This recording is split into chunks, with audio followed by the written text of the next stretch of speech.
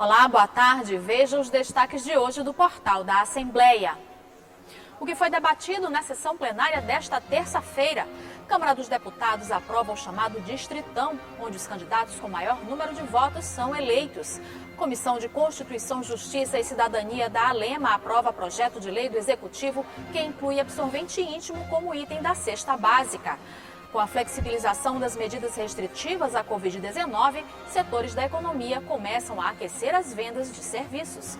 Escola do Legislativo abre edital de credenciamento para capacitação de instrutores. E a importância dos editais para incentivar a cultura maranhense. É agora no portal da Assembleia.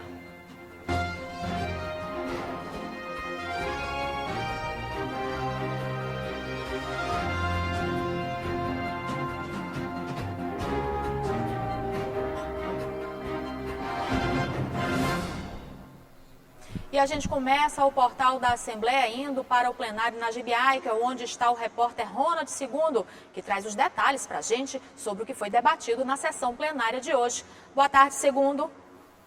Olá, Eli Coelho, boa tarde, muito boa tarde a todos que nos assistem aqui por meio da TV Assembleia. Como você bem disse, eu falo ao vivo aqui direto do plenário da casa.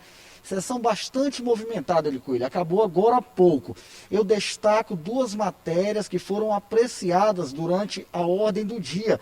Um projeto de lei aprovado de autoria do deputado Glauber Coutrin, que trata sobre a política de sanitização de ambientes do estado do Maranhão. O objetivo desse projeto ali é reduzir os riscos de transmissão de doenças infectocontagiosas. Eu lembro, para quem acompanha um pouco da rotina da casa, que esse projeto foi aprovado apenas em primeiro turno, o que significa que retorna ao plenário ainda para a votação em segundo turno. Além desse projeto aprovado ali, nós tivemos a aprovação de um requerimento, esse de autoria do deputado professor Marco Aurélio, que tem como objetivo votar em regime de urgência um projeto de autoria do governo do estado, do Poder Executivo, portanto. Esse projeto trata sobre o programa Mais Renda, tem como objetivo inserir profissionais como motoristas de aplicativo, taxistas, mototaxistas, nesse programa que é de autoria do governo federal, que ele tem como objetivo oferecer melhores condições econômicas a vários profissionais no estado do Maranhão. É um projeto que tem conseguido um certo destaque, principalmente em meio à pandemia, aos impactos econômicos gerados pela pandemia. Esse requerimento, eu esclareço, é de autoria do deputado professor Marco Aurélio, foi aprovado, e o que significa que vai fazer com que o projeto de autoria do Poder Executivo, do Governo do Estado, seja votado amanhã em regime de urgência. Nesse caso, Eli Coelho, o projeto já entra em primeiro e segundo turno. Caso seja aprovado, assim como o projeto que eu falei inicialmente do deputado Glauber Coutrin, caso seja aprovado, vai à sanção do governador Flávio Dino. E durante o pequeno expediente, a movimentação foi bastante intensa. A gente vai acompanhar agora o que rolou durante os pronunciamentos dos parlamentares nesta terça-feira. Luiz Henrique Lula da Silva destacou a agenda que cumpriu nos municípios de Mangabeira e Riachão e também defendeu políticas públicas que possam apoiar a produção do babaçu. Ainda na sessão desta terça-feira, o deputado Duarte Júnior pediu investimentos em tecnologia e internet para beneficiar estudantes de escolas municipais de São Luís. O deputado Rildo Amaral defendeu a valorização dos profissionais de enfermagem. Já o deputado doutor Iglesio falou sobre estudos feitos por cientistas sobre possível necessidade de uma terceira dose da vacina contra a Covid-19. O deputado Roberto Costa cobrou agilidade nos serviços oferecidos pelo INSS na cidade de Bacabal. Precisamos urgentemente que o INSS dê uma resposta, porque quem está sendo atingido com toda essa situação são as pessoas mais vulneráveis, são as pessoas mais pobres que vivem exclusivamente da sua aposentadoria do INSS e que está tendo seu direito negado. Em seguida, o deputado Fábio Braga defendeu maior fiscalização de combate ao transporte e comercialização de produtos clandestinos de origem animal no estado. E os parlamentares que compõem a Comissão de Constituição, Justiça e Cidadania da Assembleia Legislativa analisaram na reunião de hoje 20 itens. Entre os aprovados está o projeto de lei que inclui o absorvente íntimo na cesta básica. Foram analisados pela Comissão de Constituição e Justiça 18 projetos de lei e 2 medidas provisórias. As MPs de iniciativa do Poder Executivo tratam de alterações em leis que dispõem sobre o sistema tributário e também sobre transferências de renda. O presidente da CCJ, deputado Adelmo Soares, repercutiu algumas proposições apreciadas na comissão. Um projeto importante também é a inclusão no programa Mais Renda de taxistas, mototaxistas e motoboys, de modo que essa categoria passa a ser incluída e passam a ser beneficiadas também com os projetos que o governo tem feito para ajudar a incrementar a renda dessa categoria tão importante para o desenvolvimento do nosso Estado. Outra importante matéria aprovada na reunião desta terça-feira foi um projeto de lei de iniciativa do Poder Executivo que faz a inclusão de absorvente higiênico feminino nos produtos que compõem a cesta básica no estado do Maranhão. Também foi aprovado na CCJ um projeto de lei de iniciativa do deputado Ciro Neto que institui na rede pública de saúde do estado do Maranhão a realização do teste do bracinho em consultas pediátricas em crianças a partir de 3 anos de idade. O parlamentar ressaltou a necessidade do teste. Deverá fazer a aferição da pressão arterial da criança a partir dos 3 anos e isso deverá constar na ficha de saúde desta criança, para que futuramente possa se acompanhar possíveis alterações da pressão arterial e comorbidades que essa criança possa vir a ter em decorrência dessa alteração. Um detalhe no teste do bracinho é que o exame, além de ajudar a combater a hipertensão arterial infantil, ajuda também a prevenir doenças cardíacas, doenças renais e também doenças na retina. Os projetos apreciados na reunião desta terça-feira agora seguirão para apreciação no plenário. E veja, no próximo bloco, a Câmara dos Deputados aprova o chamado Distritão, onde os candidatos com maior número de votos são eleitos. E a Escola do Legislativo abre edital de credenciamento para a capacitação de instrutores. Você acompanha logo após o intervalo.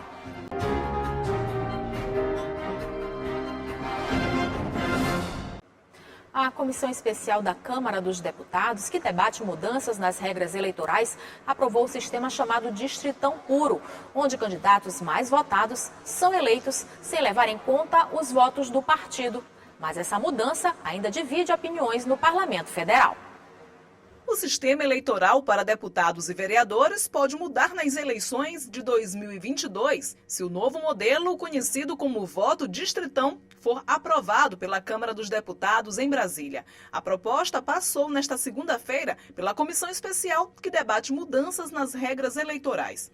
Por esse novo sistema eleitoral, os candidatos com maior número de votos serão os eleitos independentemente do número de votos nos partidos. A mudança institui, assim, o voto majoritário para os candidatos a vereadores, deputados estaduais e deputados federais. Este consultor legislativo explica. Na Assembleia do Estado do Maranhão nós temos 42 cadeiras. Nós temos 4,5 milhões de eleitores. Digamos que desses 4 milhões, uma parte vai para as eleições votar em alguém ou em algum partido efetivamente. Pega-se esse número de eleitores que votaram porque quiseram e divide pelo número de 42, chegando num total do quociente eleitoral. O partido que atingiu esse número ganha uma cadeira e essa cadeira vai ser ocupada pelo deputado, o candidato mais votado dentro do partido. Essa é a sistemática do sistema proporcional. A mudança para o voto distritão divide opiniões no Parlamento Federal e pode valer já para as eleições do ano que vem, caso a reforma política em discussão no Congresso Nacional seja aprovada em tempo hábil. A proposta ainda vai passar por 2 turnos de votação no plenário da Câmara antes de seguir para o Senado. Tem gente que apoia essa sistemática porque que está para ser tramitado, está em tramitação, porque continuam recebendo aquela cadeira de representante, aquele que recebeu o maior número de votos. Essa é a ideia e essa é a defesa de quem quer adotar essa sistemática. Os contrários é que tira a parcela de representação de outra parte da população, que na sistemática atual podem ser representadas com um número menor de votos. Nessa sistemática, se for adotada, dificilmente terão esses representantes eleitos. E está tramitando no Congresso Nacional um projeto de lei que determina a porcentagem mínima de cadeiras a serem preenchidas por mulheres no âmbito federal, estadual e municipal. Esse projeto também é polêmico. Nós vamos agora falar ao vivo com o repórter Joelson Braga, que traz para a gente mais detalhes sobre o assunto. Boa tarde, Joelson. Boa tarde a você, boa tarde a todos que nos assistem. Na verdade, o país está passando por uma reforma política, além do Distritão. Já foi aprovado em no mês de julho, lá no Senado, um coeficiente mínimo de vagas a serem preenchidas nos parlamentos pelas mulheres.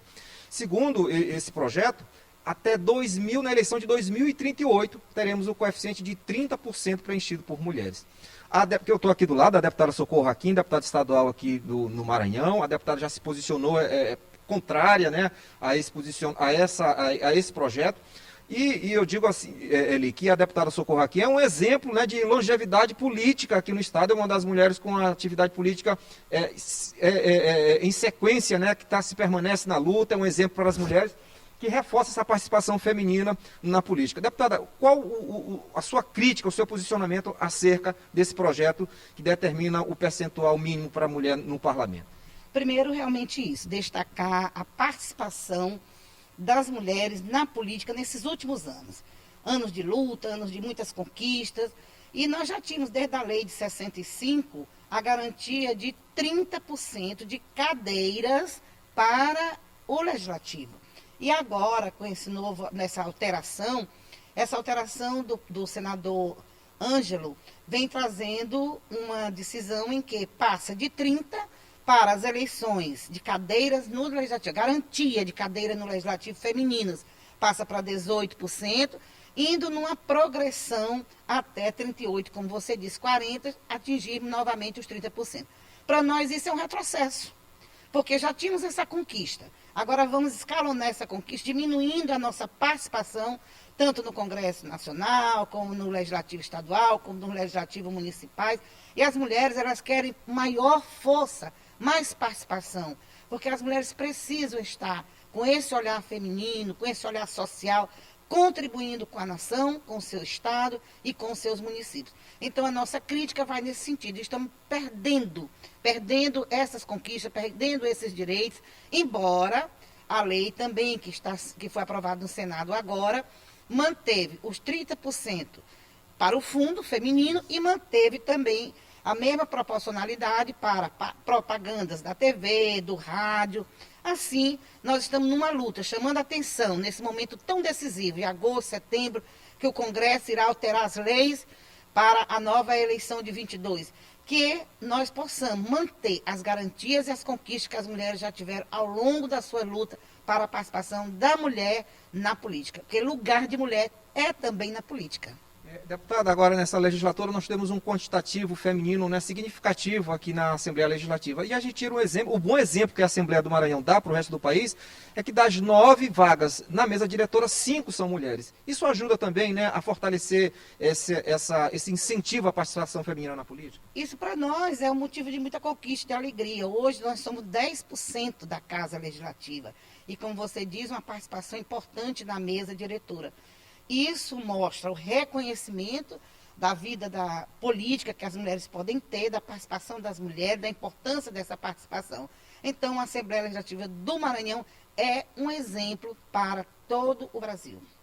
Deputada, eu agradeço a sua participação, deixo aberto aqui o microfone para a senhora fazer as suas considerações finais. As nossas considerações finais no sentido de uma convocação, tanto para nós, deputadas do Maranhão, como para as mulheres do Brasil inteiro, que ficamos atentas nesse mês de agosto, setembro, levemos à nossa bancada federal o pedido de que a gente não perca direito, que nós possamos continuar mantendo esses 30%, não só de vagas para participar das eleições, mas nos recursos do fundo de reserva, como também nas cadeiras para o legislativo, seja nacional, estadual ou municipal. Obrigado, deputada. Tá importante, a gente conversou com a deputada Socorro Aquim, e só lembrando que tanto o Distritão, que foi aprovado ontem na comissão especial, quanto essas outras alterações do coeficiente feminino, eles devem ser aprovados pelo plenário até outubro, para que possam entrar em vigor já na próxima eleição do ano que vem. Eu volto com você, Eli. Obrigada, Joelson Braga. E a Escola do Legislativo Maranhense se preocupa em construir conhecimento e práticas que solidificam a democracia. Para ampliar ainda mais a atuação, foi aberto um edital de credenciamento para capacitação de professores, instrutores e palestrantes. A cada dia, a Escola do Legislativo vai se tornando referência de qualidade na construção de conhecimento e práticas que solidificam a democracia no Maranhão. Com o objetivo de ampliar ainda mais a sua atuação, a escola abre um edital de credenciamento para a capacitação de professores, instrutores e palestrantes. Este assistente técnico legislativo da escola deu alguns detalhes sobre o edital. A gente tem as vagas abertas para professores desde o nível médio até professores pós-graduados, doutorados. Então, basicamente, a pessoa que quiser ser instrutor também tem que ter uma qualificação técnica e comprovar a sua experiência. Então, tudo isso são itens que estão lá no edital para pontuação. As inscrições são gratuitas e os interessados poderão fazer cadastro nas 3 áreas disponíveis para a seleção: desenvolvimento técnico, formação técnico-gerencial e desenvolvimento técnico e pessoal. O edital deixa claro que o credenciamento não estabelece qualquer obrigação da Escola do Legislativo em efetuar a contratação, constituindo apenas cadastro de prestadores de serviço aptos a atender às demandas de acordo com a oportunidade e conveniência administrativa apresentada pela escola. E os inscritos receberão uma pontuação. A gente tem uma tabela de pontuação, então essas pessoas vão pontuar em suas sub-áreas, nos cursos que elas quiserem ministrar. E aí isso vai ser divulgado no Diário Oficial da Assembleia. Mas a gente está sempre comunicando a pessoa. Assim que alguém se credencia, há uma nova publicação no diário com a pontuação. Então a pessoa sabe se ela está em primeiro ou em segundo. E, por exemplo, a pessoa ficou em primeiro e a gente chama ela para ministrar um curso e ela não quer, a gente vai chamando os que estão abaixo.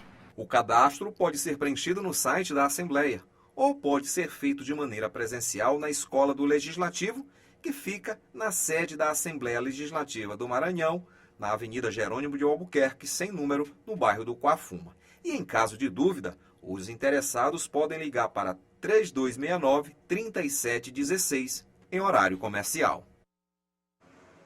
E veja no próximo bloco, com a redução de medidas restritivas, alguns setores da economia já registram um aumento da procura por serviços. E a importância dos editais para incentivar a cultura maranhense. Você acompanha logo após o intervalo.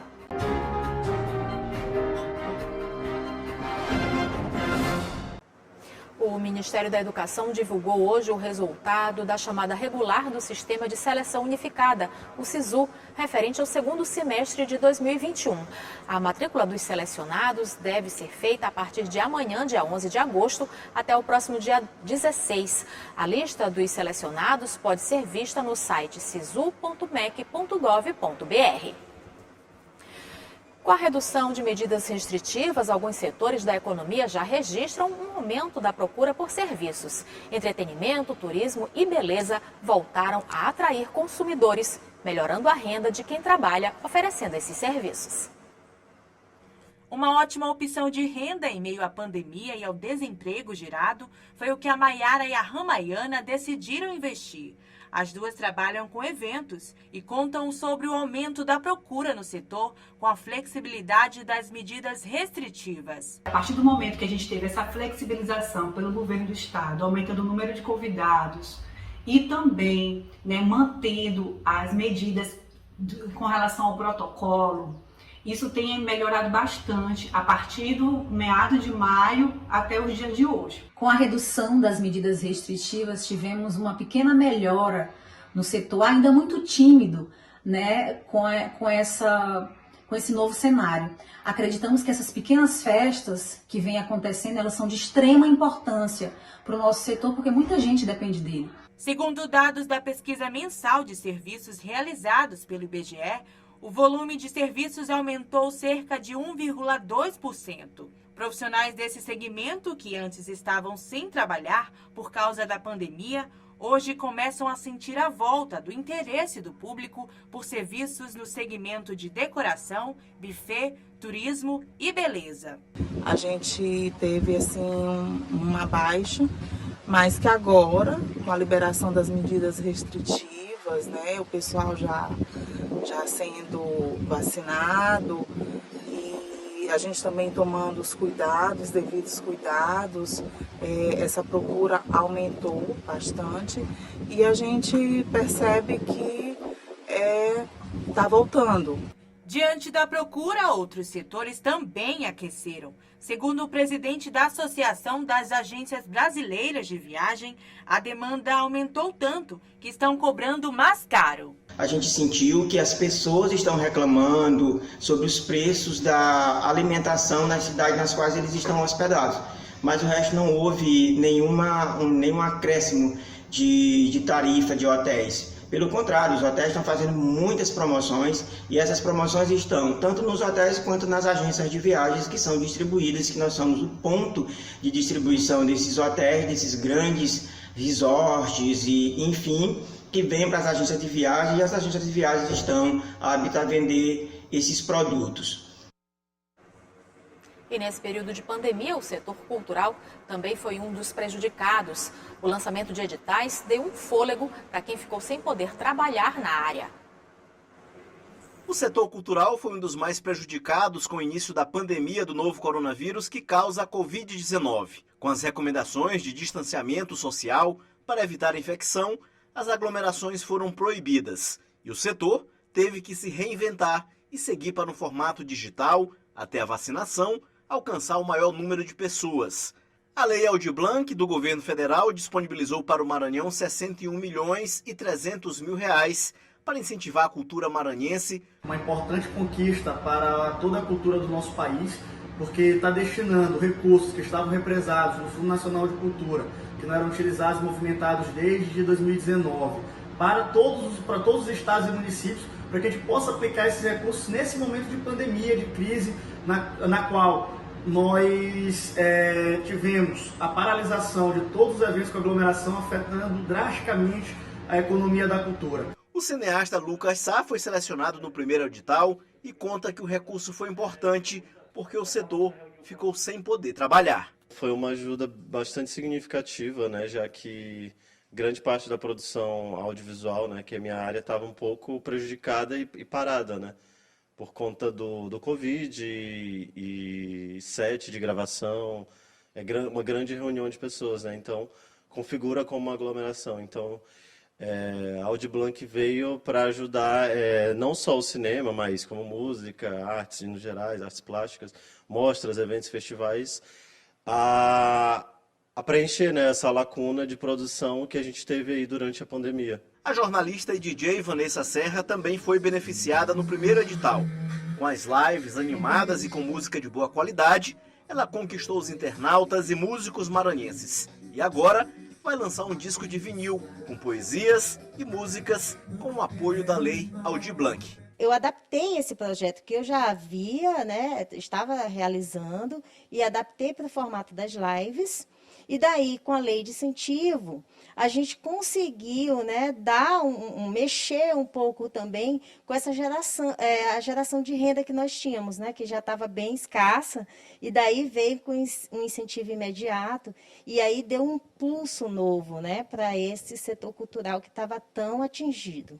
No segundo edital, que abre inscrições a partir do dia 12 de agosto, estão previstos R$27 milhões em 11 editais culturais, com valores a partir de R$ 3.500 até R$ 80 mil.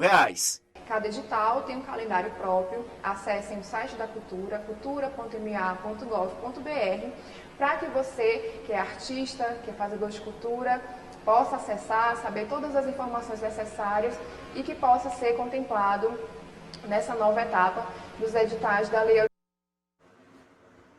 E o Portal da Assembleia fica por aqui. Para rever as reportagens de hoje, acesse o site al.ma.leg.br/tv. Uma ótima tarde para você.